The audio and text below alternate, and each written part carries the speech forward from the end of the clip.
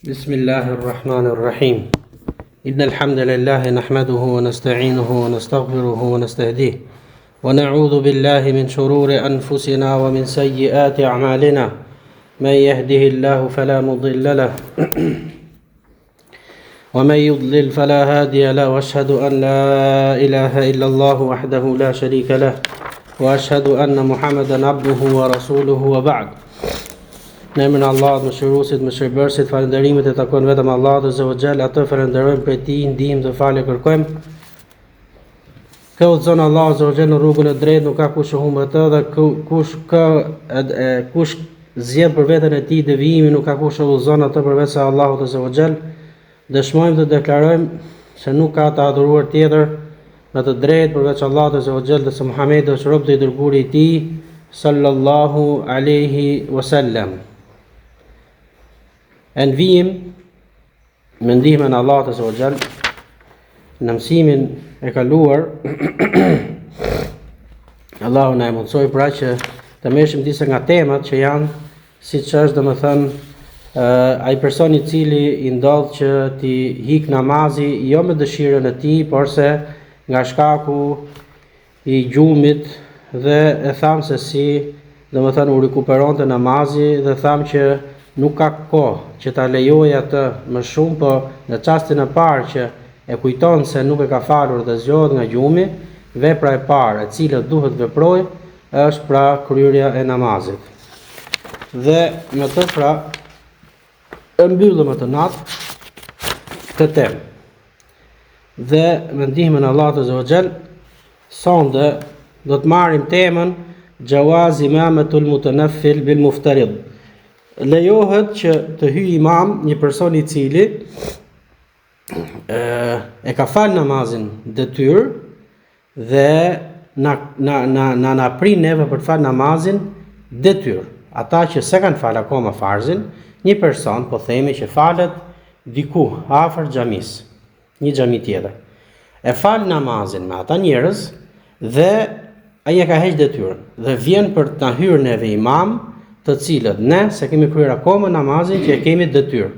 Dhe në këtë rast a lejohet që të bëhet kjo vepër? Pra, ky person e ka kryer detyrën dhe na hyn neve imam me nijet si namaz nafile, kurse ne jemi me kryer detyrën.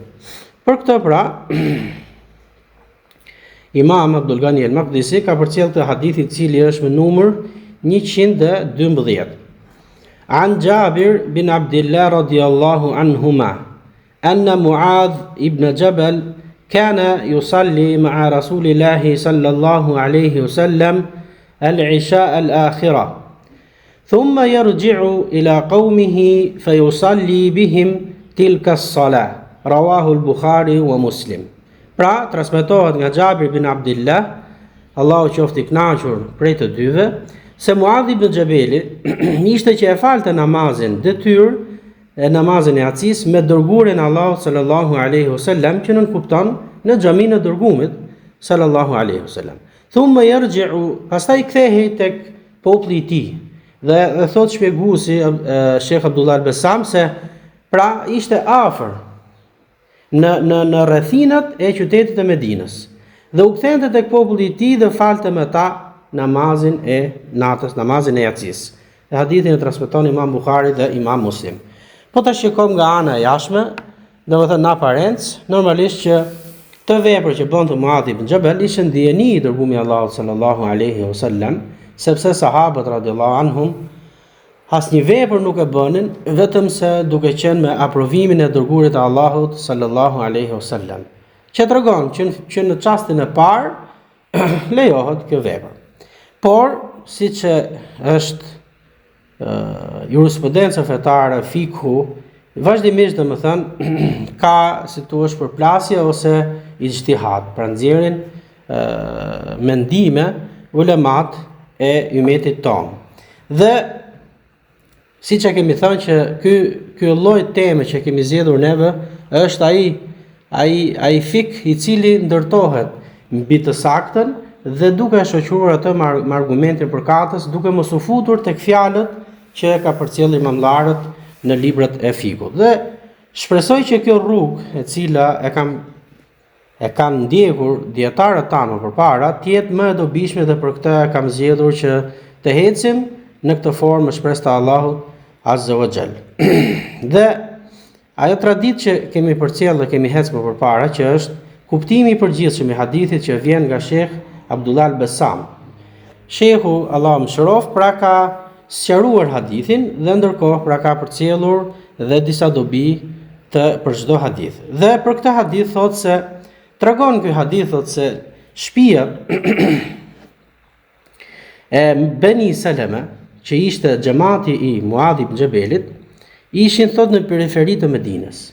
Dhe Muadhi radiallahu anhu, nga që kishte dëshirë dhe gjente tek vetja vet pra që donte që ta ndiqte namazin me dërgumin e Allahut sallallahu alaihi wasallam, ishte që shkonte të falte namazin e Yacis me dërgumin e Zotit, dhe në çastin që e krynte namazin me dërgumin e Allahut sallallahu alaihi wasallam, u drejtonte për tek populli i tij dhe ata e prisnin për të falur namazin e Yacis, sepse Muadhi ishte pra që ishte më i ditur i ndër ta, plus që kishte edhe zërin më të bukur ndër ta.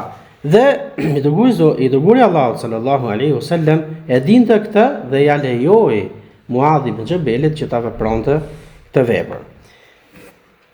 E bën këtë shpjegim Sheikh Abdullah al-Bassam duke mbyllur çdo portë, çdo derë, çdo mendim që mund të ngjojë njeriu që thotë si që nga e mundur, si që nga e mundur. Prandaj, kur ti dëgjon hadithin dhe plus një shpjegim të thjeshtë dhe të lehtë, atëherë ti në këtë rast e morë gjykimin për këtë vepër. Sepse veprën e kemi të ndërtuar fen Allahut Azza wa Jall mbi argument. Nëse ka ardhur hadith nga i dërguari Allahut sallallahu alaihi wasallam dhe e ka vepruar atë i dërguari Allahut sallallahu alaihi wasallam, ose e ka aprovuar i dërguari Allahut sallallahu alaihi wasallam, ose e ka folur. Këta janë tre format me të cilën ne ndjekim fen ton.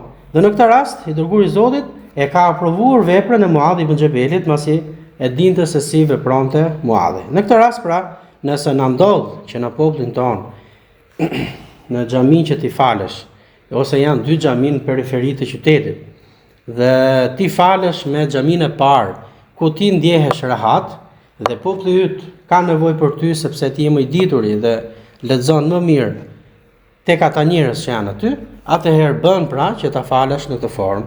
Ti të shkosh të falesh tek xhamia e parë dhe të shkosh tek të dytët, xhamia e dytë, dhe të jesh imam me niyet namaz nafile, kurse ata normalisht kanë farzën. Dhe për këtë hadith, fjala që e kanë mbështetur ose ulemat që e kanë mbështetur që kjo veprohet është Ata ibn Rabah, Al-Auza'i, Imam Shafi'i, Abu Thawri, gjithashtu Imam Ahmedi, gjithashtu Sheikhul Islam Ibn Taymija dhe nga dietarët e sotit pra pa diskutim që janë edhe Sheikh Bin Bazi, edhe Sheikh Albani, edhe shujukh tjerë, gjithashtu edhe Abdurrahman ibn Nasir As-Saadi, i cili njihet me hadithin, me librin e tefsirit. Pa diskutim që ka dhe libra tjerë, por që është më i shquari ky libër ndër ne. Pra kjo gjë është e vepruar nga sahabiu i nderuar, i aprovuar nga i dërguari i Allahut sallallahu alaihi wasallam, dhe gjithashtu pra e kanë si thua përkrahur të gjithë ulemat. Argument tjetër që kjo vepër lejohet të veprohet është ka ndodhur me dërgumin e Allahut sallallahu alaihi wasallam se u fal në një luftë prej luftrave dërguarit të Allahut sallallahu alaihi wasallam, u fal si quhet namazi i frikës. Ai pra i dërguari i Zotit sallallahu alaihi wasallam u fal me xhamatin e parë. Besoj se e kemi cek se si falet namazi i frikës tek libri Imam Albanit, por po e themi shkurtimisht që imami falet me safin e parë ose me një grup. Ato ndahen në dy grupe, ose mund të jenë 1, 2, 3, 4, 5, 6, 7 safe, imami falet me të parin, kurse grupi i dytë është në gatishmëri për çdo gjë që mund ndodhi në sahën e luftës, pra në fushën e ndeshjes, në fushën e dy luftimit. Ata që janë në fushë betejë, ata që janë mbas nesh, ata na ruajnë neve. Safi i parë, i dytë ose i tretë. Dhe i dërguari i Zotit sallallahu alaihi wasallam fali me ta namazin dhe e kryu. dha selam të xhamatit. Dhe thotë dhe këtë hadith e transmeton Abu Daudi dhe është hadith i saktë. Ky është argument thotë që i dërguari Allahu sallallahu alaihi wasallam e kishte farz të parën në jetën, kurse tek i dyti e kishte nafile. Kështu që të dyja këto argumenta del qartësi që është vepër e cila veprohet dhe me shpresë Allahu azza wa jall pra jenë rregull. Dobi që përfitohet nga ky hadith ka përcjellur Sheikh Abdullah al-Bassam është se kjo është një vepër lejuar dhe nuk është ndaluar, sepse i dërguari Allahu sallallahu alaihi wasallam e ka vepruar vetë dhe e ka aprovuar Muadh ibn Jabalit.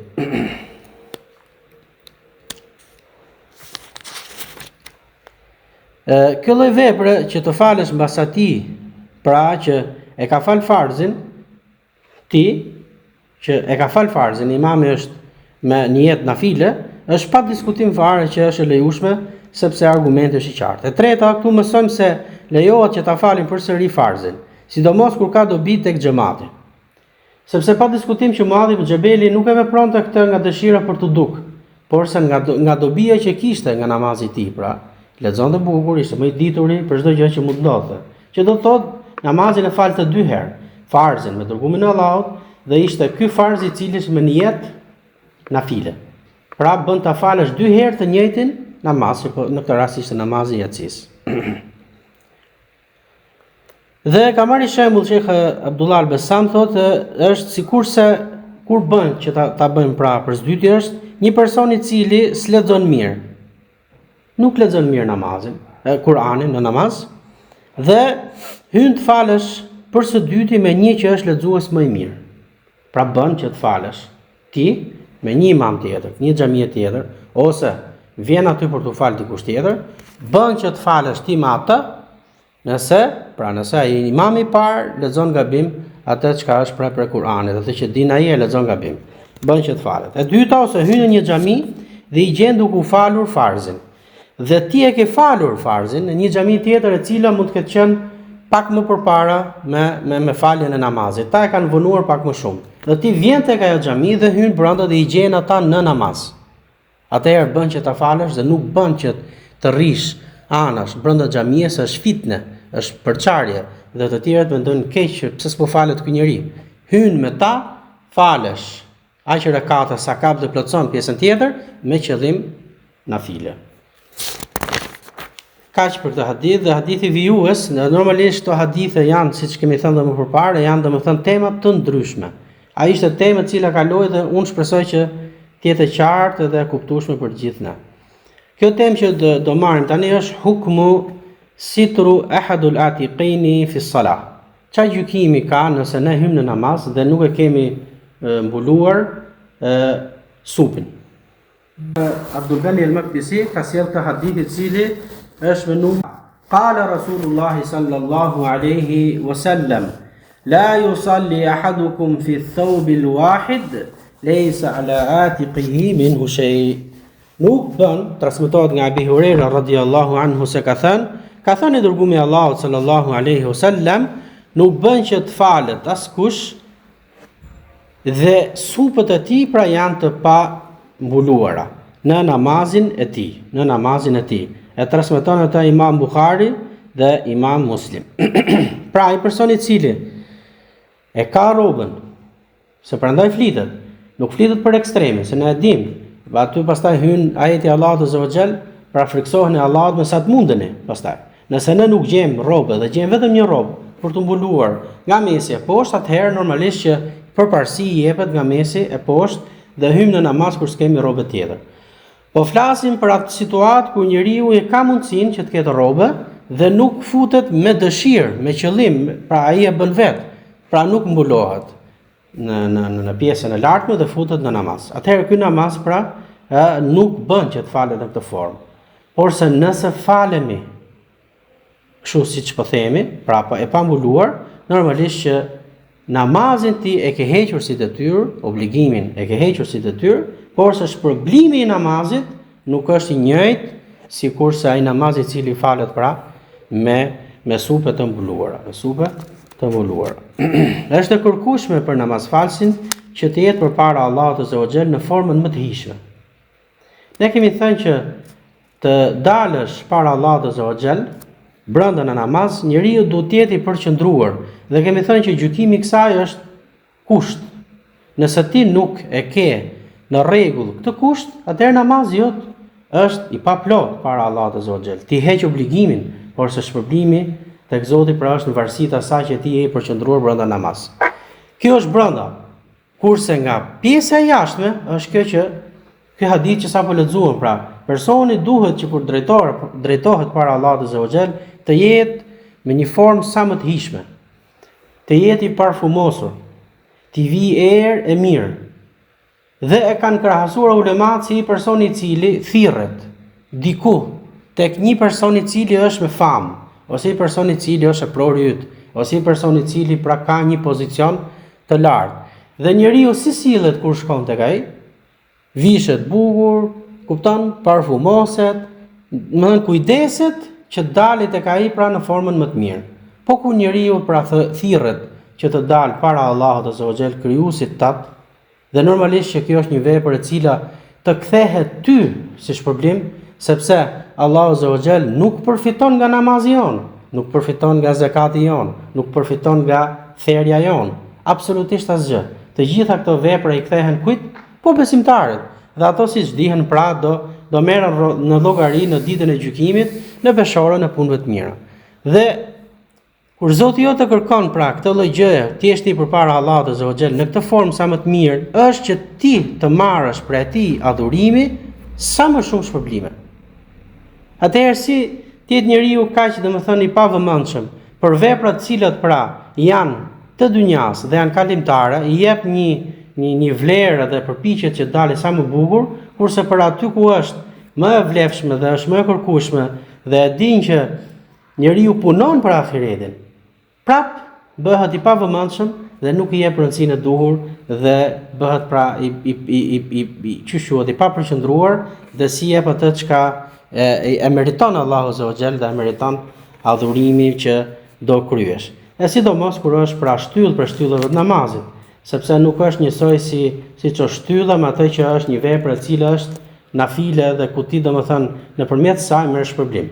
Por ajo që është e domosdoshme normalisht që don edhe dhe përqendrimin tat më të lartë. Dhe për këtë hadith pra ka marrë argument Sheikh Abdullah al-Bassam, ja bani Adama khudhu zinatakum 'inda kulli masjidin. Pra ajetin e Allahut Azza wa Jall në surën Araf, ajeti 31.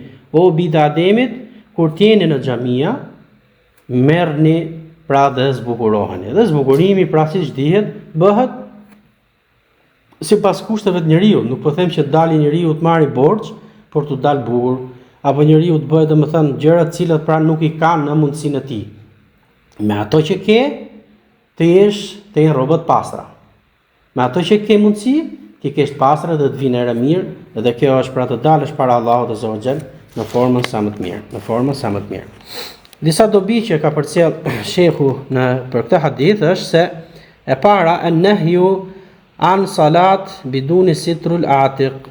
Pra është ndaluar për namazfalsin që ta fal namazin para Allahut Azza wa Jall duke mos i mbuluar pra dy supet. Për këtë ka thënë Sheikhul Islam Ibn Taymija, Allahu mëshiroft, se mbulimi i supeve është një detyrë e namazit, është një merit që e meriton namazi. Prandaj thot lejohet që ti jashtë namazit, lejohet që ti mos t'i kesh mbuluar supet e tuaja, por se brenda namazit është e kërkueshme që të dalësh para Allahut Azza wa Jall një formë sa më të bukur dhe sa më të plotë. E dyta, kjo vepër është nga veprat e kërkueshme, pra të mbulojmë supet, dhe me këtë plotësohet namazi. Me këtë plotësohet namazi kur ti e ke mundësinë e rrobës. Kur e ke mundësinë e rrobës, pra atë rrobë që ti mbulon supet e tua.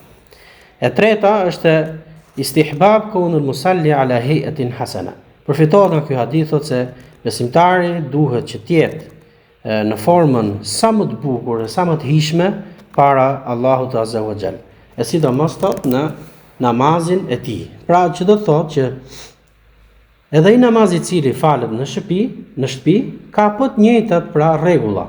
por se nuk janë të njëjtat rregulla në lidhje me veshjen që merr njeriu me dal tek xhamia.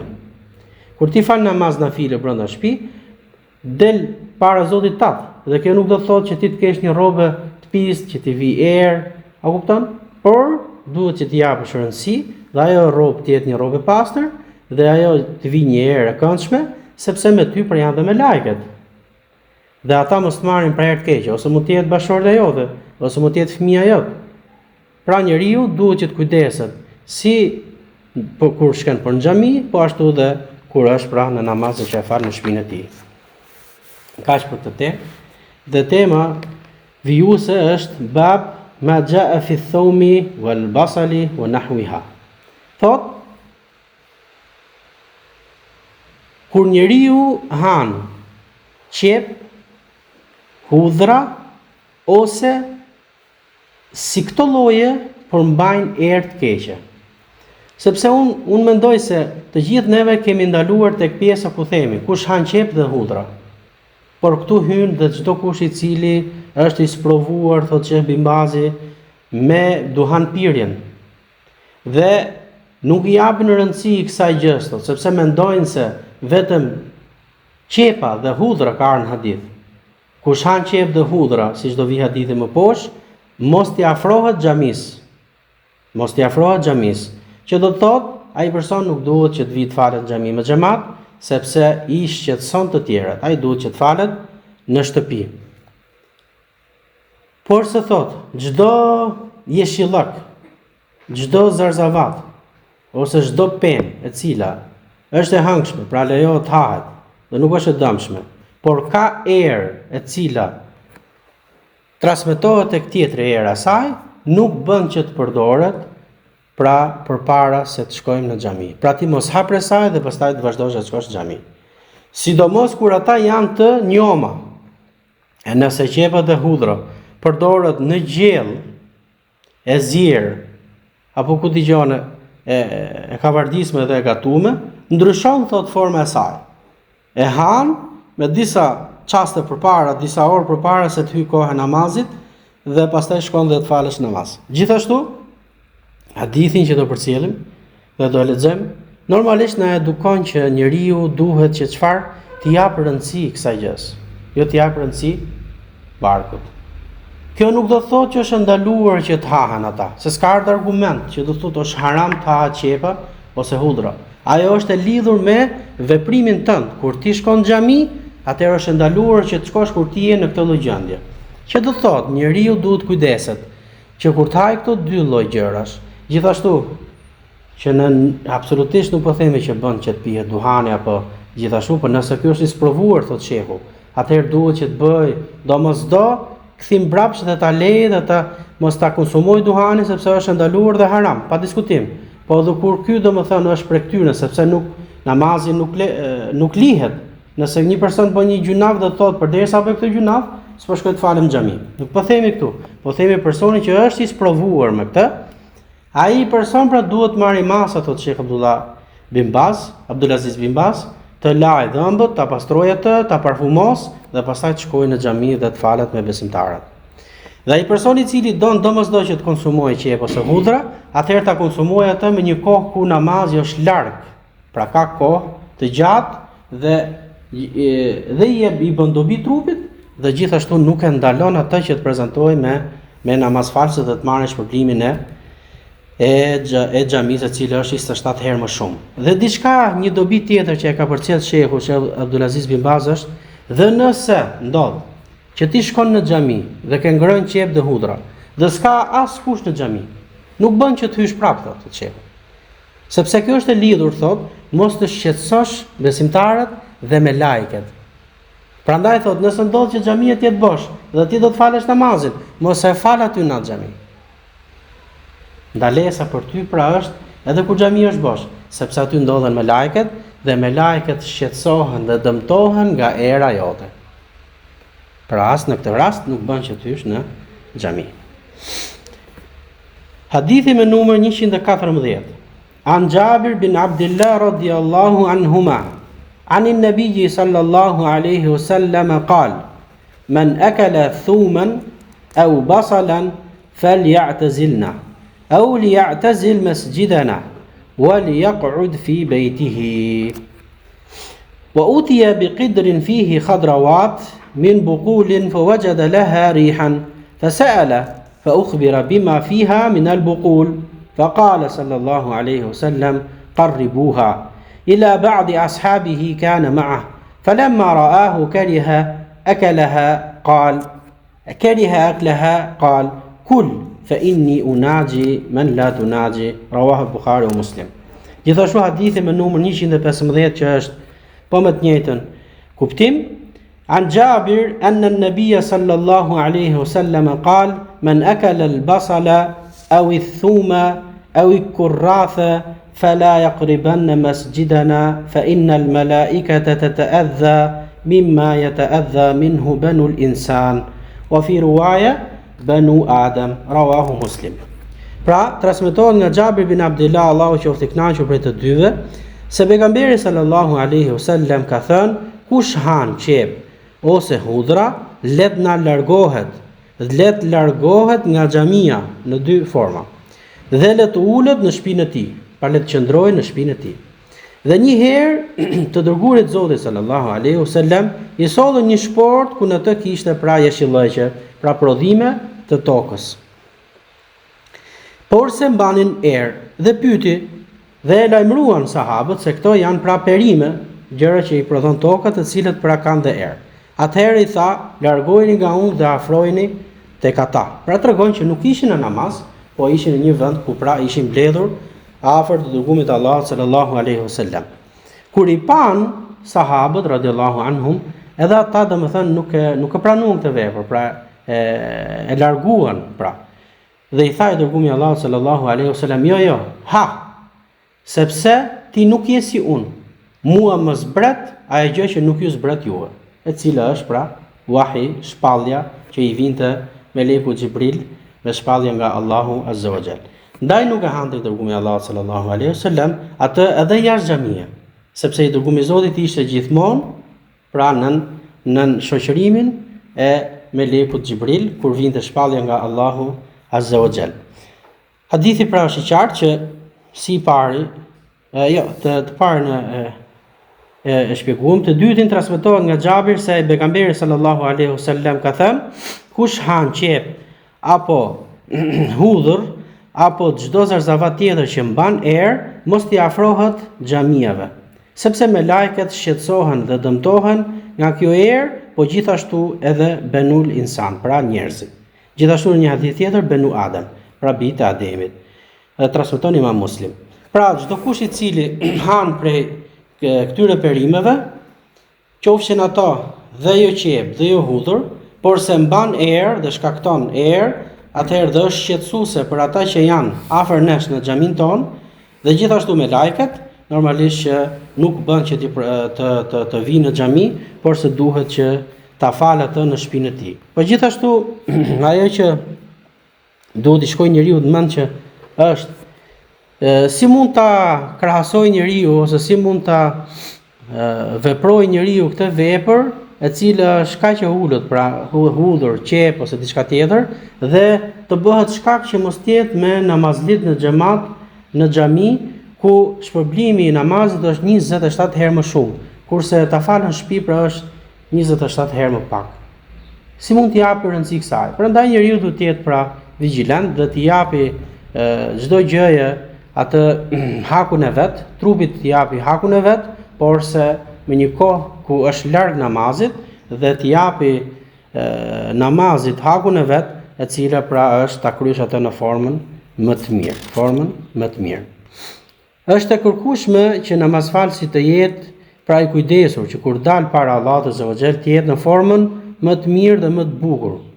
E kjo do të jetë nga pamja e jashtme dhe nga pamja e brendshme. Pamja e brendshme, siç e tham, është për kujdese që të jetë i përqendruar tek Allahu azza wa jall. Dhe nga pamja e jashtme do të jetë ajo robja jote e pastër, mos t'i vi erë dhe të jetë i parfumosur, e sidomos kur të dalë që të falet në xhami, kjo është dhe më e kërkueshme. Siç e tham dhe më lart, pa diskutim që dhe kur falim në shtëpi, njeriu duhet të jetë i kujdesur që rroba e tij mos të jetë rroba zhurbrose, mos të jetë rroba hudhur atje, vetëm thjesht për të mbuluar, por të zgjedhë rrobë që është e përshtatshme për dal para Allahut Azza wa Jall. Gjithashtu dhe mos t'i vijë erë atij. Po ashtu, duke mos u futur akoma tek dobit e cila ka përcjellur Sheikh Bin Baz thot, nëse njeriu t'i vjen erë nga sqetullat e tij, erë, se gjithkujt i vjen erë, nuk po themi, po një erë e cila dëpërton tek vllai jot që ke në krah, dhe ky thot hyn tek ndalesa, sikurse ai personi i cili ka hangër dhe hudhër dhe qep. Dhe pa diskutim që neve na ka qellu me njerëz që kemi pas afër, vëllezër që e kanë këtë lloj gjëje në trupin e tij, por se nuk e kemi ditë gjykime, që ti themi ti vllaim veç fare kap dhe i thua veçmas që shiko se dhe kjo lloj gjëje hyn tek ajo e cila quhet pastërti, dhe ti kur dalsh para Allahut Azza wa Jall do të jesh në formën më të mirë. Ndaj mendoj se ti nuk e din, i bëjmë atij një këshill e cila siç është dhe hadithi i dërguarit të Allahut sallallahu alaihi wasallam, dhe e këshillojmë atë që të mos sa përsëris më. Pra dhe ky person hyn tek kjo kategori, thotë Sheikh Abdullah Bin Baz, Sheikh Abdulaziz Bin Baz, dhe thotë mos të afrohet xhamis.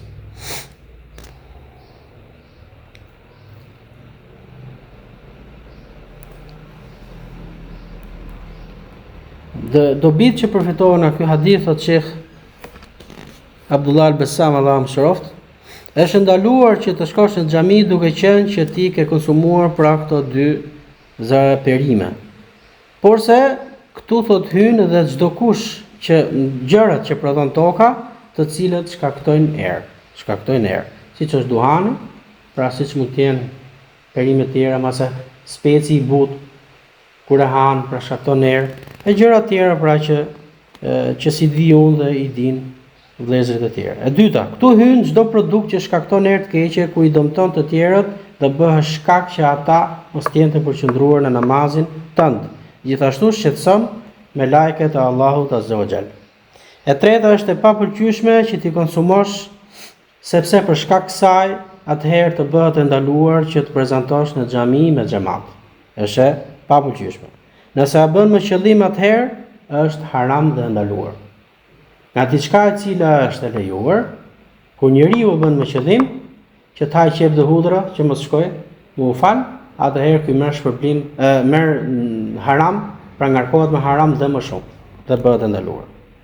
E katërta, urtësia e ndalesës është që të mos t'i shqetësos me lajket dhe me namaz falsit të cilët janë prezent në xhami.